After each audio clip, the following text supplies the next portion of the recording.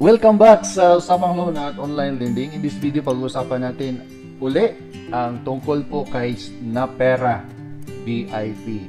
Si Snapera VIP ay ito yung VIP app ni Snapera na under po kay Kusog Pera Lending Incorporated. Si Kusog Pera Lending Incorporated ay mayroon po silang apat na online lending app, pero yung iba ngayon ay wala na, nagtatago na. Mayroon ding Kusog Pera app, mayroon ding Fast Pera, Kusog Pera, and Snapera. Ngayon ay mayroon silang VIP, which is ang palabas nila na kung kayo daw umutang sa ulan na to or sa app na to, ay ang turing daw nila sa inyo ay VIP. Pero based po sa mga nakausap natin, may konting difference lang sa app na to compared doon sa Snapera, yung unang app nila. And by the way, sa mga hindi nasubaybayan yung mga reviews natin kay Snapera, Kusog Pera, Fast Pera, basta lahat ng under kay Kusog Pera, ang online lending app na to ay based sa ating review ay Loan Shark po. Although sila po ay rehistrado sa Securities and Exchange Commission, pero mga Loan Shark po ang mga app nila, and then data privacy violators pa.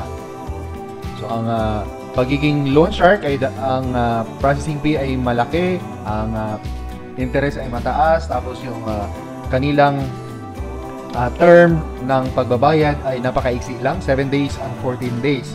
Dito naman sa pagiging VIP, magkakaroon lang ng difference pagdating sa interest, kasi may konting bawas, discount, and then sa term din ay I think abot ng 30 days hanggang 45 days.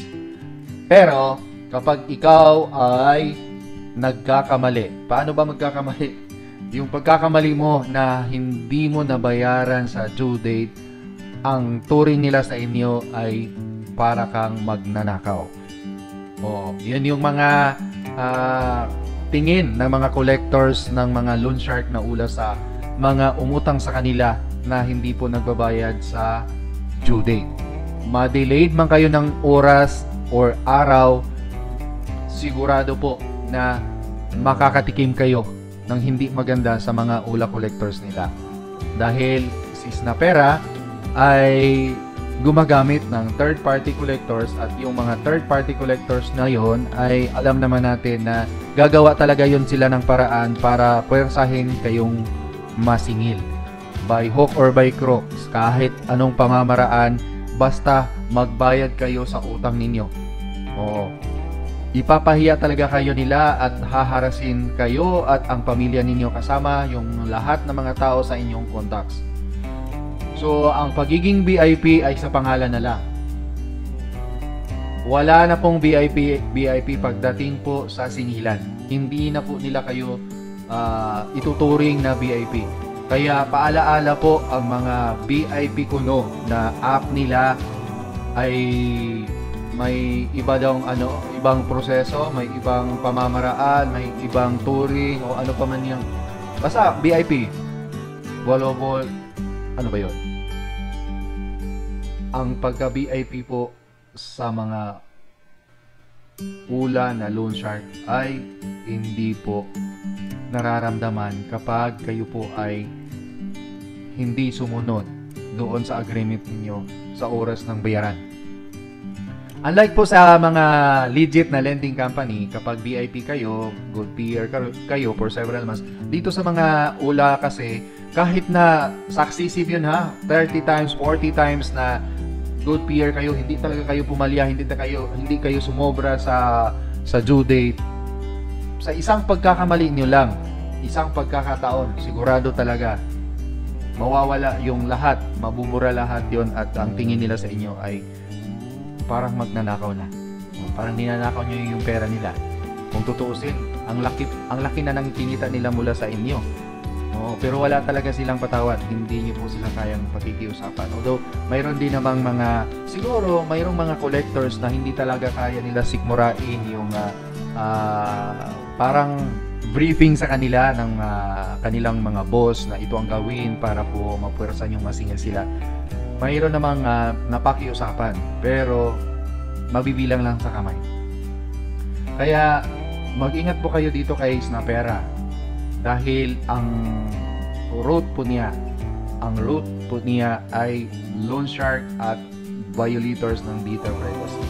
Kaya walang it's not impossible na ganun din ang gagawin nila sa inyo kapag kayo ay nagkakamali.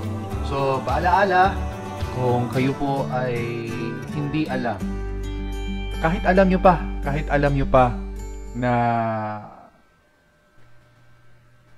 may pera kayong pambayad that time or may source of income kayo, always remember, hindi po natin hawak ang panahon. Sa ayaw sa gusto natin, mayroon talagang dumating na point na hindi natin kontrolado at bigla na lang mangyayari. Yun yung dahilan kung maraming naharas, maraming napahiya, maraming nalagay sa alanganin na mga umutang sa online lending app dahil kung akala nila na that time sa oras or sa due date ay makapagbayad sila. Pero may mga hindi inaasahang pagkakataon, hindi inaasahang mga pangyayari na biglang lumabas or lumating kaya hindi po nila nabayaran yung utang nila sa ula. Kaya at tuloy nahaharas at napapahiya sila. Hindi po biro na sisirain yung magandang reputasyon mo na matagal mo nang iniingatan sa isang maliit lang na halaga. O hindi naman nagpapahiram ng 50,000 na mga ula. Pinakamalaki diyan ay 20,000. Oo. Pero kapag nagbigay po sila ng 20,000, siguradong kitang-kita nila yung capacity mo na pwede kang makapagbayad anytime. Pero yun na nga, darating talaga sa point, lalo na kung ang inyong inutang or ang inyong pambayad sa utang ay kinuha niya din sa ibang mga online lending app. Back-to-back utang sa online lending app. Siguradong wala kayong ibang patutunguhan kundi problema at sakit sa ulo. Sa ayaw sa gusto ninyo, mahaharas pa din kayo. Kaya shoutout po sa inyong mga umutang sa Snapera at sa Snapera VIP. Kung mayroon po kayong mga experience na maaaring makapagbago sa mga reviews namin, huwag nyo pong ipagkait, i-share nyo po sa aming comment section para po kayo or ang ating mga followers at mga viewers ay magkaka-idea din at hindi nila ipapahamak yung sarili nila para umutang dito kay Snapera at ang ending ay problema pala ang hatid nito at talagang mangyayari magugulo ang buhay nila. Tahimik na sana pero dahil pumasok po sila sa isang pautang na akala nila ay makakatulong pero in the end wala pala, hindi pala ito makakatulong. Yan, shoutout po sa lahat ng mga viewers natin, mga followers na hanggang sa ngayon ay hindi pa nakapag-subscribe. Baka naman, please subscribe at kung may sa tingin ninyo may naitulong itong video na to, paki-like at i-share nyo din sa inyong mga kakilala at kaibigan para pati din sila ay ma-aware na hindi pala magandang umutang sa mga online lending app. Lalo na dito kay Snapera. Baka pagdating ng panahon ay kayo pa ang sisisihin na may alam na pala kayo tapos hindi niyo po sila pinagsasabihan. Maraming salamat po. Shoutout sa aking mga subscribers. Road to 31K na po tayo. Konting-konti na lang. Maraming salamat at higit sa lahat sa aking mga members. Maraming salamat sa inyong walang sawang pagsubaybay at suporta, panonood ng mga videos ko. Thank you very much. Hanggang sa muli. Paalam.